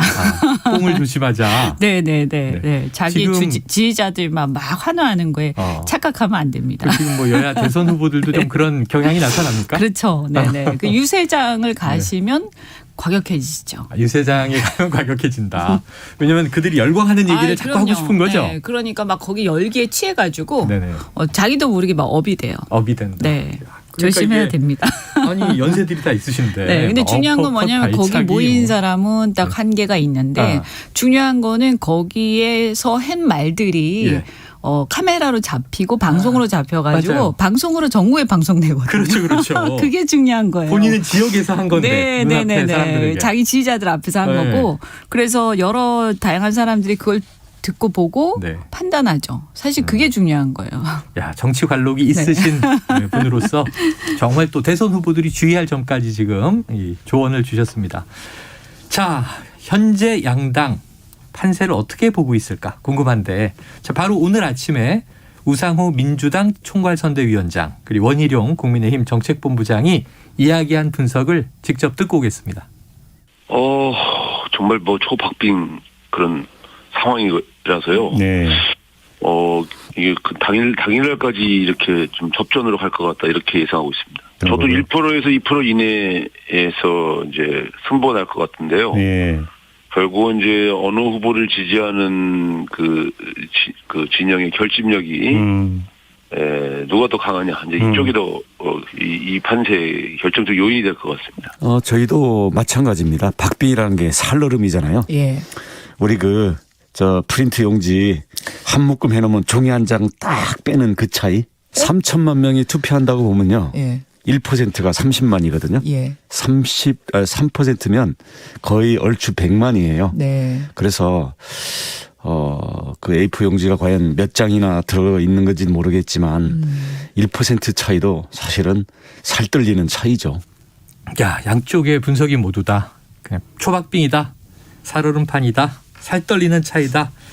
이렇게 하겠습니다. 양쪽 다 만만치 않은 상황이라고 인식하는 것 같아요. 네. 자, 이 의원님은 어떻게 판세 분석 중이세요? 예측 불허의 접전. 예측 불허의 접전. 네. 지난주까지는 사실 저희가 약간 박빙 우세였던 것 같은데. 박빙 우세, 경합 우세 뭐 이렇게 했는데. 근데 막판으로 치달을수록 약간 민주당이 올라오는 느낌? 더 붙는 것 같다. 네. 그래서 이제 그게 뭘까 하면 저는 이제 제가 볼 때는 몇 가지 분석을 할 때 일단 예전에도 한번 제가 그런 말씀 들은 적이 있는 것 같은데 호남은 항상 막판 한 2, 3주 남겨놓고 결정한다. 특히 그중에 호남의 한 30% 정도가. 지켜보다가. 제가 쭉 봤을 때는 거의 예외 없이 그랬거든요. 그래서 그 현상이 좀 나타나고 있다. 물론 뭐 상당히 우리가 선전을 하고 있습니다만 좀 그래도 한계가 있죠. 그리고 이제 민주당이 이제 어쨌든 여당이고 지금 지방선거 또 총선 다 이겼기 때문에 조직력이 굉장히 강하죠. 전국적인 조직력이 탄탄하다. 네, 막판 조직력 때문에 좀 올라오는 게 있고. 근데 부동산에 대한 분노 이런 게 약간 깔아앉고 있다. 왜냐하면 지금 집값이 다 내려가고 있기 때문에. 집값이 하락하고 있고. 그런 또 게 이재명 있습니다. 후보도 사과하고 부동산에 대해서는 여야 차이가 별로 없어요. 그래서 우리가 이 방심하면 큰일 난다. 그렇게 생각합니다. 방심하면 큰일 난다. 초박빙이 맞다. 네네네. 야, 분석해 주셨습니다. 근데 아까 호남 잠깐 얘기해 주신 게 흥미로워서 자, 지금 그동안 이번 대선이 상당히 좀 야당 입장에서 보수 정당 입장에서 호남 구애를 많이 한 것 같아요. 이준석 대표는 많이 했죠. 이준석 대표는 아예 사전 투표를 광주에서 하겠다. 김종인 위원장께서도 또 하셨고. 자, 그럼 예상보다 호남에서 안 나와도 표가 안 나와도 실망하지 말자. 이런 얘기도 했는데 네, 어떻게 네. 해석하세요? 네, 예상이 이제 30%라고 하니까 네네. 네, 그 정도는 안 나올 것 같다. 목표는 너무 높았다. 네, 근데 목표는 높게 잡아야죠. 네, 그렇죠, 그런데 그렇죠. 이제 우리가 이런 문제는요, 사실 지역주의 문제라든가 또 호남 같은 경우는 특수한 어떤 또 그 상처가 있잖아요. 네, 그래서 네, 이런 역사적으로. 거는 뭐 하루아침에 없어지는 게 아니에요. 그래서 뭐 조금 우리가 한 1, 2년 이렇게 열심히 노력했다고 해서 네네. 네, 그러니까 금방 확 오를 것이다. 네. 이렇게 생각하고 아니면 아이 그거 봐라 이러면서 다시 또 돌아가고 이러면 네. 안 된다는 네. 거죠. 저는 이번에 그래도 예년보다는 좀 많이 나와서 한 15% 정도 나오지 않을까 싶고요.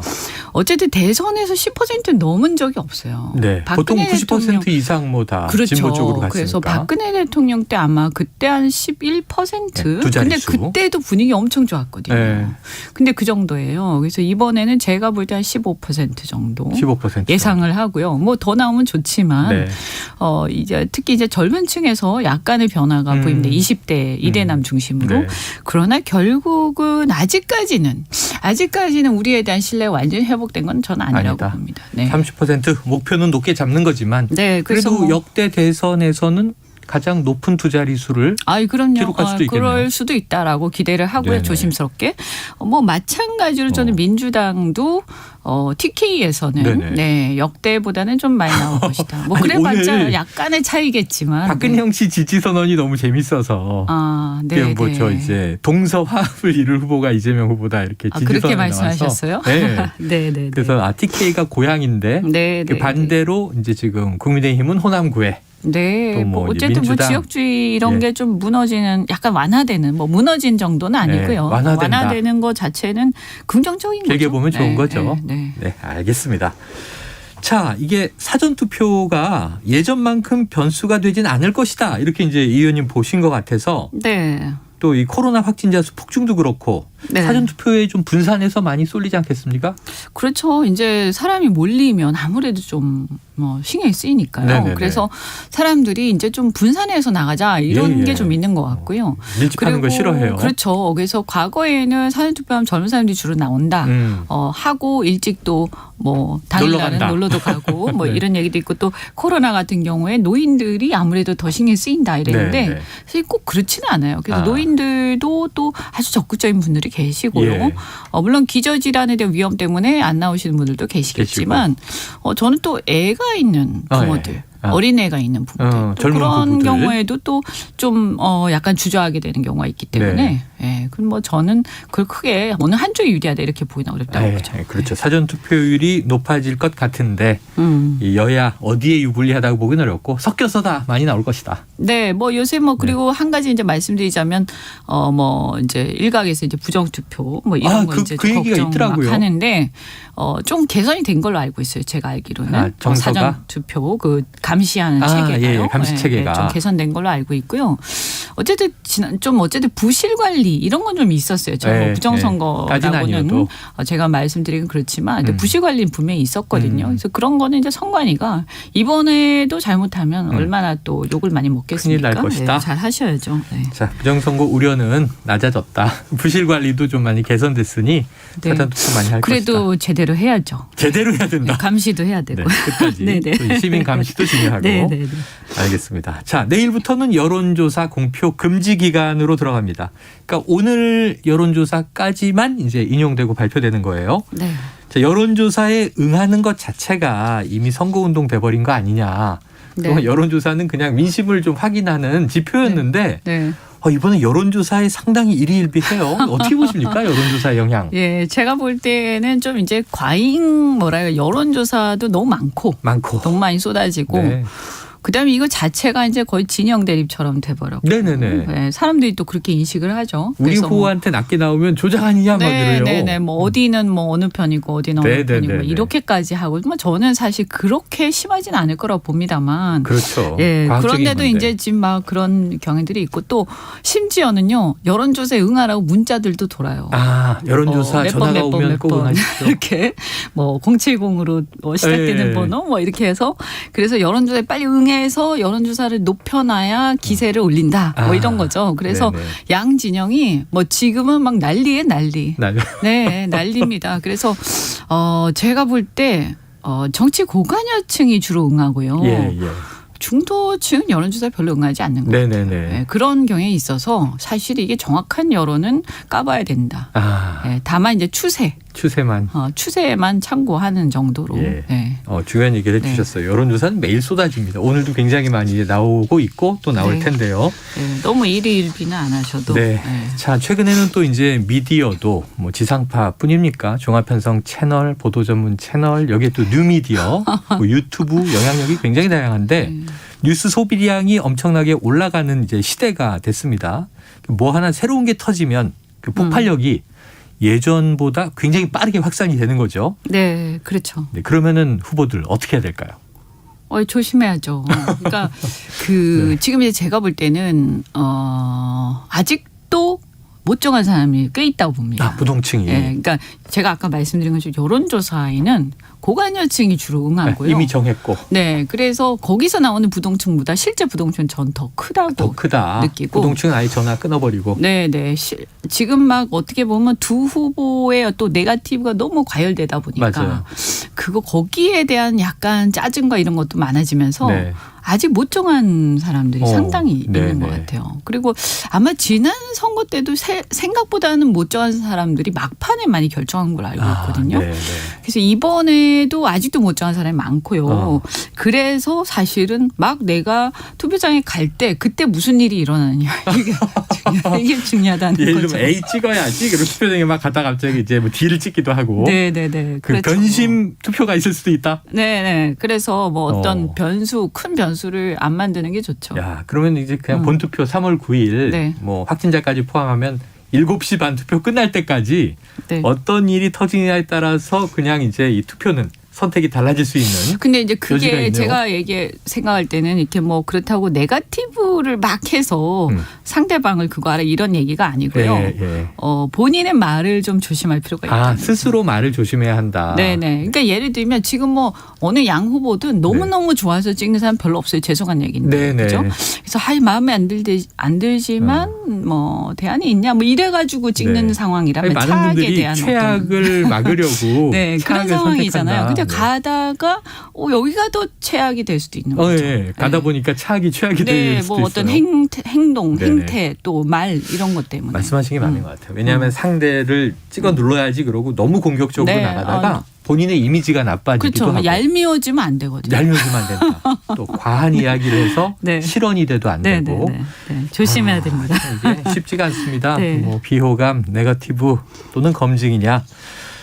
자, 오늘 이현주 전 의원 모시고 진격의 보수 함께하고 있는데요. 참 이 말씀 좋은 것 같아요. 이현주님 말씀.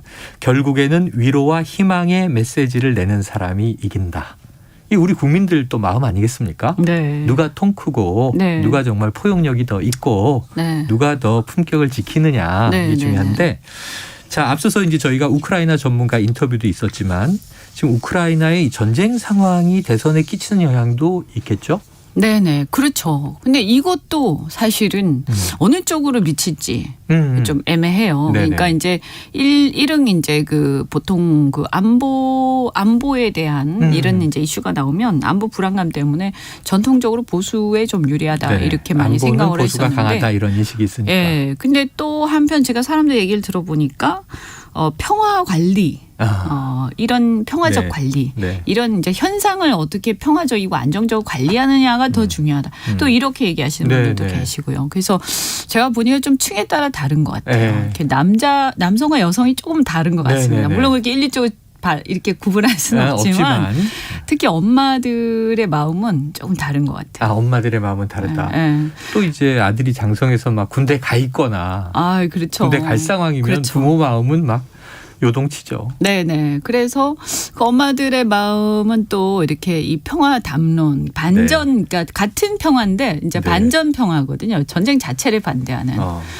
그래서 조금은 이제 어느 쪽으로 더 유리할지. 그래서 중요한 건 뭐냐면 사실 우리가 이제 평화를 얘기하고 힘에 의한 평화도 좋고 그 말도 또 틀린 건 전 아니라고 보고요. 사실 그 말에 전 찬성을 하는데 다만 이제 너무 또 이렇게 항상 오버를 하면 안 되거든요. 오버하면 안 된다. 네, 오버하다가 또 호전적으로 보여서는 안 된다. 오버하다가 호전적으로 보이고 스텝 꼬이고 막 그런 그러니까 경우 있죠. 이 안정감을 유지하는 게 중요해요. 전반적으로 이번 선거는요. 네. 안정감, 일관성. 네. 야, 청취자분들 반응이 뜨겁습니다. 저희 청취자 백상열님 여성 패널 뉘신지요. 억지스러운 점도 없고 정말 이성적 논리적이십니다. 자주 뵀으면 좋겠네요. 감사합니다. 바로 이현주 전 의원이십니다. 자, 청취자 2987님. 이 의원님 걱정 많이 해주세요. 이현주 의원님 살짝 훌쩍거리시는 것 같아요. 건강관리 잘하세요. 요즘에 그 예민하시죠. 그죠? 건강하시죠? 네네네. 아니 그리고 이제 사실 이거에 저도 그렇죠. 요즘에요. 우리 코로나로 사실상 이렇게 격리는 아니지만 네네. 집 밖에 제대로 못 나가고 조심하죠. 봄이 됐는데 아이들하고 막 나가서 놀고 싶은데 네네네. 그것도 잘 안 되고 맞아요. 굉장히 스트레스 받아요. 이게. 맞아요. 근데 이게 지금 얼마나 오래돼서 이게 뭐 몇 년 됐잖아요. 만 2년 넘어서 그렇죠. 3년째. 그러니까 국민들이 이게 제가 볼 때는 전반적으로 우울해요. 네. 우울해. 정말 우울하고 그런데다가 경제가 이제 좀 막 금리도 올라가고 뭐 심상치 않지 않습니까? 예, 물가도 오르고. 예, 그리고 전쟁까지 났어요. 근데 전쟁 보면서 어쨌든 남의 나라 얘기가 아니란 말이에요. 이렇게 보면서 야, 우리도 열강에 이렇게 둘러싸여 있고 그다음에 어쨌든 이 상황들이 남의 나라 얘기처럼 안 들린단 말이에요. 그러니까 이런 걸 보면서 막 이 국민들이 우울하고 필요하고 막 좌절감 느끼고 지금 전반적으로 그런 상태예요. 그래서 여기서 절대 저는 이 짜증스럽게 하는 것, 이 우울감과 피로감을 더 증폭시키는 것은 하등 도움이 안 된다. 하등 도움이 안 된다. 그래서 뭔가 위로와 희망의 메시지, 그 신뢰감을 주는 사람이 이긴다. 근데 지금 이제 사실 양 후보 다 제가 볼 때는 조금 더 그런 면에서 더 좀 후보들이 다 지금 절박하니까 그럴 수 있는데 절박하니까 아까 뽕 얘기도 하셨고 네, 뭐 앞에 유세장에서. 지지자들이 막 윤석열, 이재명 하고 이제 그러니까 그럴 수 있는데 그러니까요. 좀 거칠어지고 있죠. 네, 굉장히 좀 그렇습니다. 저는 좀 네거티브 삼가하시고 안 통합니다. 이제 특히 본인이 하는 네거티브는 역효과네요. 그러니까 위로와 희망의 메시지, 우울하고 힘들고 필요한 국민들한테 신뢰감을 주는 메시지 이거를 남은 기간 동안 계속 일관되게 하면 그리고 그것 중에서 한두 가지 자기가 좀 구체적인 것을 계속 던지면 저는 거기서 상당히 저는 이 어떤 지금 접전 상황에서 결정적인 게 될 수 있다 이렇게 봅니다. 후보님들 지금 이 의원님 얘기를 좀 이건 뭐 여야 상관없이 보수 진보적 얘기도 아닙니다.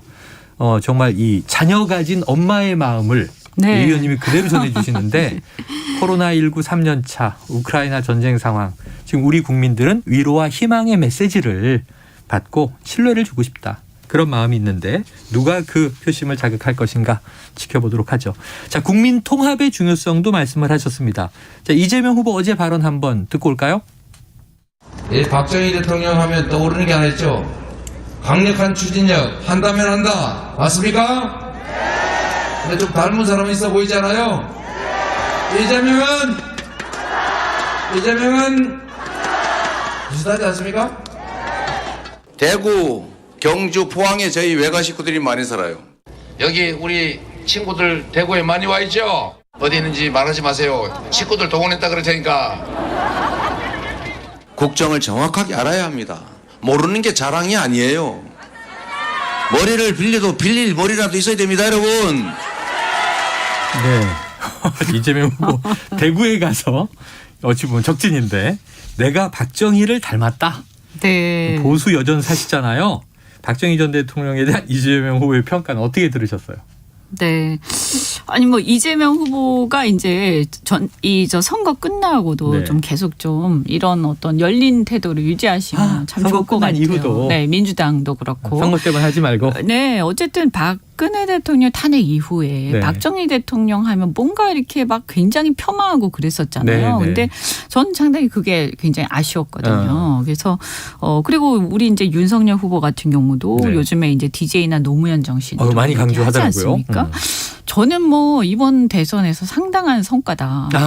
이런 것들이 무너지고 있다. 승패를 네. 떠나서. 네네네. 이건 너무나 긍정적인 거고요.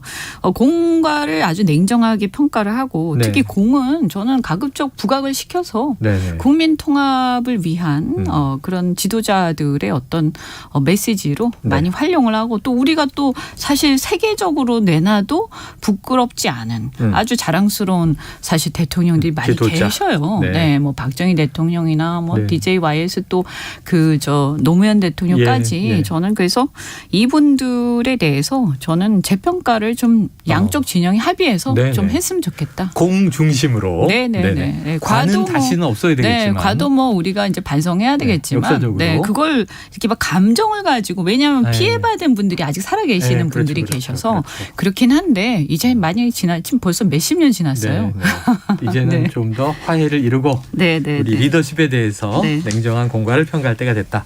자, 홍준표 전 후보의 경선을 도왔던 홍준표 서포터즈가 있는데요. 어제 이재명 후보 지지 선언을 했습니다. 아까 잠깐 말씀드렸지만 박근혜 전 대통령 동생 박근영 씨도 이재명 후보 지지를 선언했고 반면에 또 반대도 있죠. 조국 전 장관을 지지했던 친문단체입니다. 깨어있는 시민연대 깨시연. 자, 윤석열 후보를 지지한다. 또 이렇게 선언하기도 했고요. 기존의 진영이 좀 섞이고 있는 지점들이 있는데 어떻게 보세요? 저는 이런 현상을 긍정적으로 이것도 봅니다. 긍정적이다. 네. 뭐 어떤 분들은 막 배신자다 뭐다 하는데 네. 아이, 그렇게 생각할 필요 없어요. 다 각자 자기의 의사가 있는 거 아니겠죠. 네네. 우리 이제 자유민주주의 국가니까 네네. 존중해야죠. 네, 다만 이제 너무 극렬하게 지지하고 이런 거는 이제 그만했으면 좋겠다. 네네. 그러니까 막 광기로 지지하는 거 네. 있잖아요. 그래서 예전에 보면 뭐 문자 폭탄 네, 이런 네. 거 그게 사실 민주주의 파괴행위예요. 네. 그래서 내가 싫어해도 그 사람 지지하는 사람도 인정하고 네. 그다음에 이번에 누가 되든 사실은 반대편 주자를 지지했던 사람들 그들한테 인정을 받을 수 있어야 나라가 굴러가요. 네. 네. 이게 굉장히 중요합니다. 그래서 남은 기간 동안 네, 네. 너무 상처 주는 얘기 안 했으면 좋겠어요. 상처 주는 얘기 하지 말자. 네. 선거 후에 또 얼굴 어떻게 보겠습니까? 그러니까요. 얼굴 보고 살아야 되는 사람들인데. 아니 만약에 예를 들어서 네. 진짜 막 한 40% 뭐 남짓 뭐 혹은 그 전후로 해서 당선되지 않겠습니까? 네네네. 그랬는데 나머지 60%가 나를 안 찍은. 정말 싫어하고 네. 그다음에 하고 나서 뭐 또 실수 몇 개 하고 나면 당선된 다음에 네. 그러면 금방 20% 지지율. 후반대로 떨어집니다. 그럼 국가가요 유지가 안 돼요. 국정이요. 네. 네. 큰일 납니다. 큰일 난다. 네. 통합이 중요하다는 네. 강조를 해주고 계십니다. 하지만 어쨌든 스윙부터 뭐 지금 20대 보니까 네. 한 50% 이상이 나 지지 후보 바꿀 수 있다. 이런 거 가능한 거죠. 네네네. 지난번에 박근혜 대통령 찍었어도 이번에 이재명 후보 찍을 수도 있고 과거에 또 이제 문재인 대통령 찍었어도 이번에 또 윤석열 후보 찍을 수 있고 네네. 나쁜 현상 아니다 이렇게 얘기해 주셨습니다. 아이, 그럼요. 또 경쟁을 공정하게 해야죠. 경쟁은 공정하게. 결국은 국민에게 누가 체감되는 네. 정책 공약 메시지를 내느냐. 네네네. 네. 자, 안철수 심상정 두 후보, 뭐 우리가 소수정당 후보 이렇게 부르긴 합니다만 오늘도 사자 토론에 나서는데요. 자, 지금 아까 아직도 선택하지 못한 분들이 의외로 많을 것이다. 네. 추정을 해 주셨어요. 네. 그러면 만약 이재명도 아니고 윤석열도 아니다. 대표적으로 지금 2030 여성들의 표심이 표리하고 있다 얘기 많이 하는데 네. 여성 정치인이시니까 네. 요 대목은 어떻게 분석하십니까? 지금까지 이제 대표적인 중도층이죠, 지금. 그죠? 네. 그런데 이제 약간은 또 이제 우리 당이 이제 이대남 열심히 또 막 구애를 하다 보니까 또 상대적으로 좀 서운함을 느끼는 것 같기도 하고요. 가끔 SNS 보면 여성도 있다. 왜 주목 안 해주느냐 그래서 이런 우리 좀 불만이 신경을 있어요. 써야 되는데 여하튼 간에 이제 좀 흩어질 것 같다. 흩어지면서 사실 우리한테는 굉장히 좀 두렵죠. 네. 두렵고 어떻게 나올지. 네, 우리가 좀 이렇게 제대로 이제 배려하지 못한 것 같기도 하고요.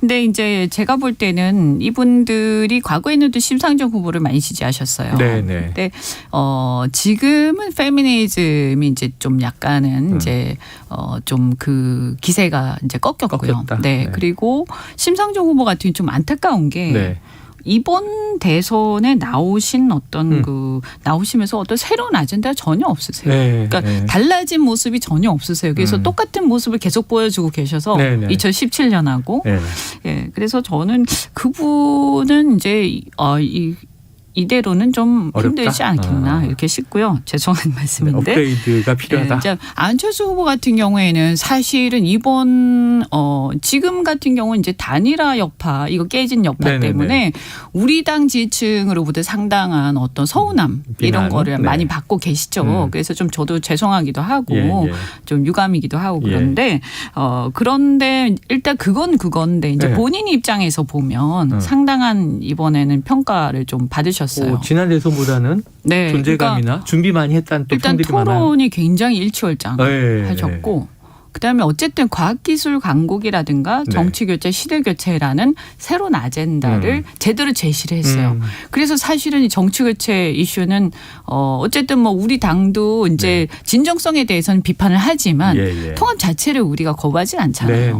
그러니까 저는 그런 면에서 여러 가지 뭐 또 연금 개혁이라든가 사실 개혁적인 얘기는 안철수 후보가 다 하시거든요. 그러니까 그런 것들을 던지는 그런 역할을 하셨기 때문에 저는 상당한 재발견이 있었다고 보고요. 알겠습니다.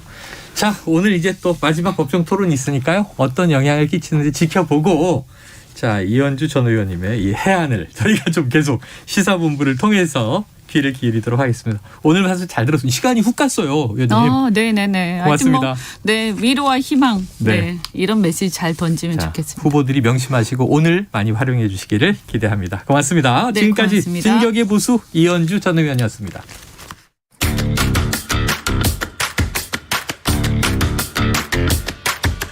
지금 여러분께서는 KBS 1라디오 최영일의 시사본부와 함께하고 계십니다.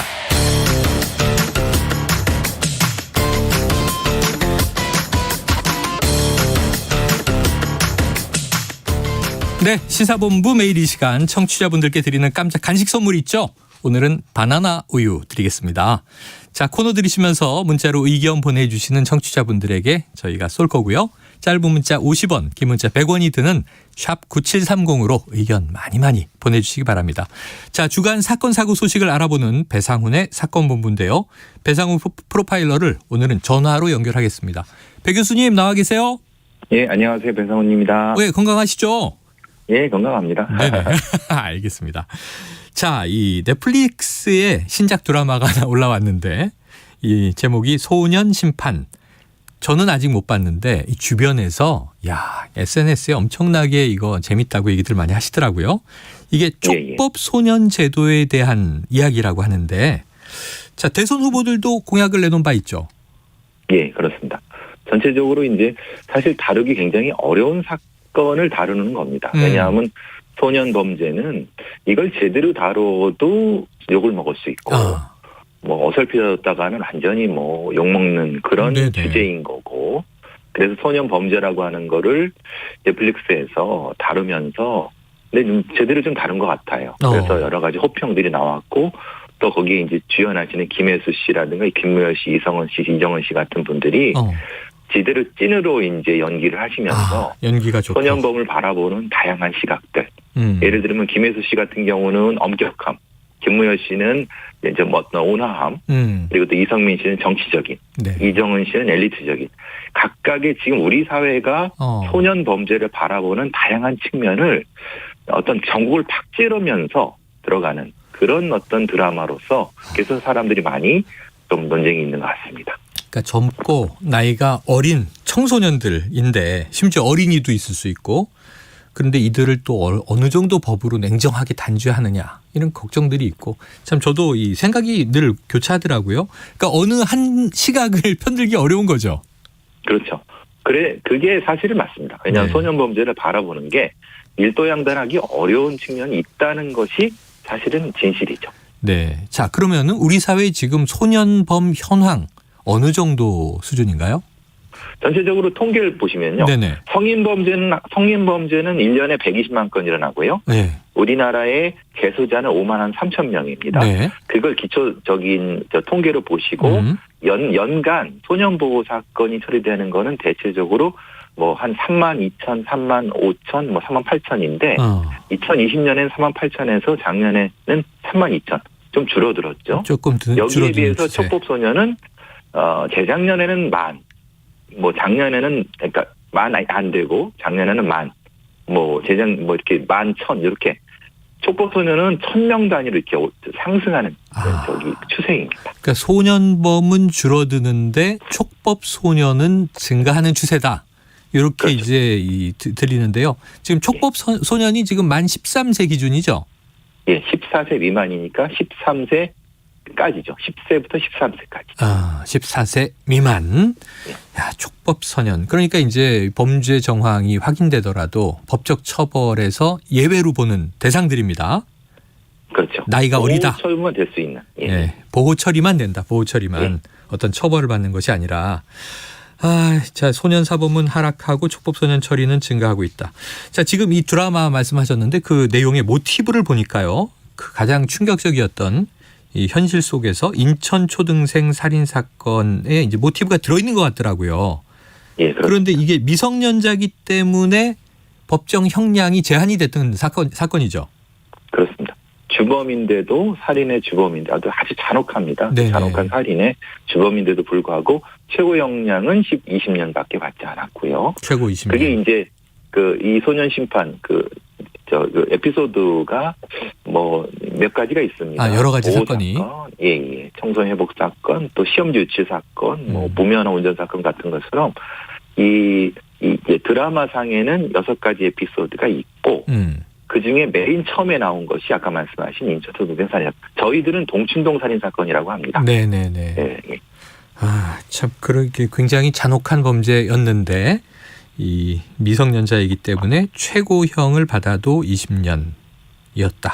그리고 보니까 이제 미성년자는 또 몇 년 하한, 몇 년 상한 이렇게 또 이 처벌을 때리더라고요. 징역을 할 때. 부정기형이라고 합니다. 부정기형.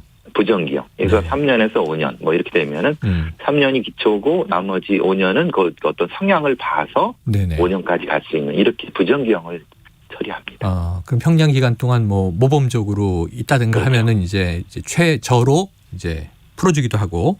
예. 또 그러면 수감 기간 중에 이제 심사를 하고 그러겠네요. 그렇죠. 예. 알겠습니다. 자, 이 드라마에는 첫 모티브가 바로 인천 초등생 살인 사건이었고 6가지의 사건 모두 우리가 현실에서 좀 저 사건 아니야 하고 매칭할 수 있는 것들이 인용되겠네요.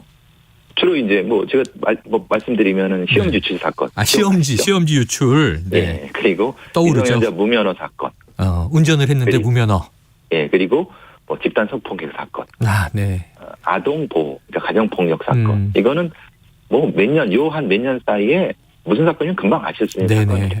바로 이제 현실의 그 사건이구나 하고 떠올릴 수밖에 없는 걸 드라마의 모티브로 썼으니 이거 보면서 얼마나 또 좀 이 분노감이 치밀겠습니까?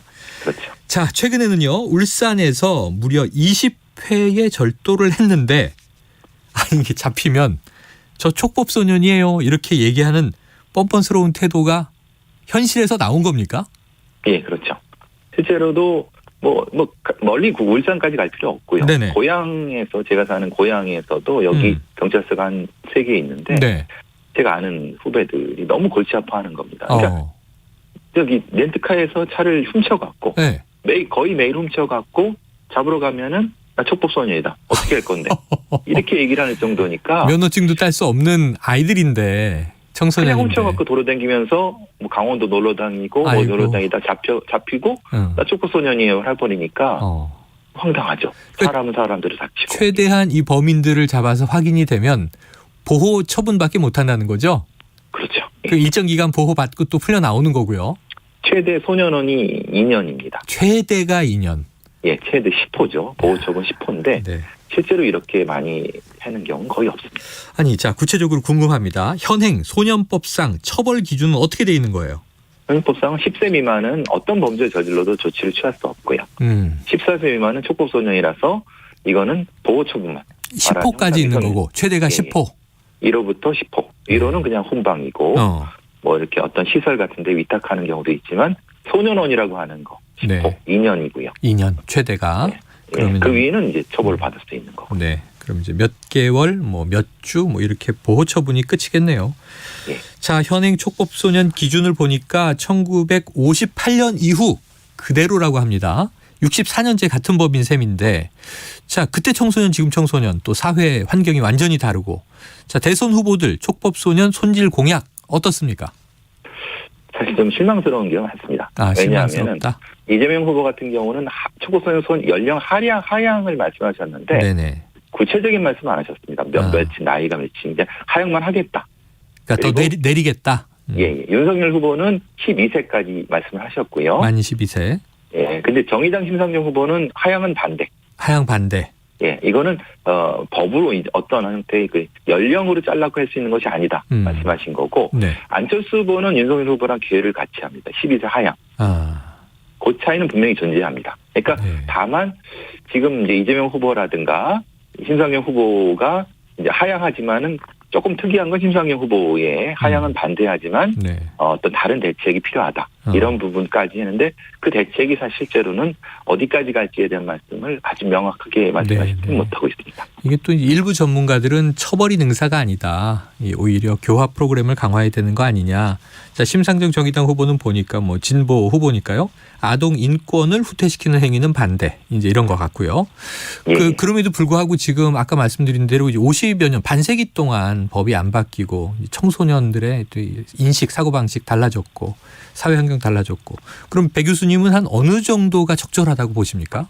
전문가로서. 저는 사실은 그 나이 말씀은 이건 아니라고 보고요. 나이는 아니다. 중요한 거는 관련된 전문가들이 많이 배출이 돼서 실제로 저는 소년법 자체가 폐지되고 각각의 그 케이스에 맞는 형태의 처벌인 보호든 케이스 바이 케이스를 가야 된다고 봅니다. 그렇죠. 원래는 케이스 바이 케이스를 못하기 때문에 생물학적 연령으로 자른 나이로 자른 건데 일률적으로 하는 것 반대.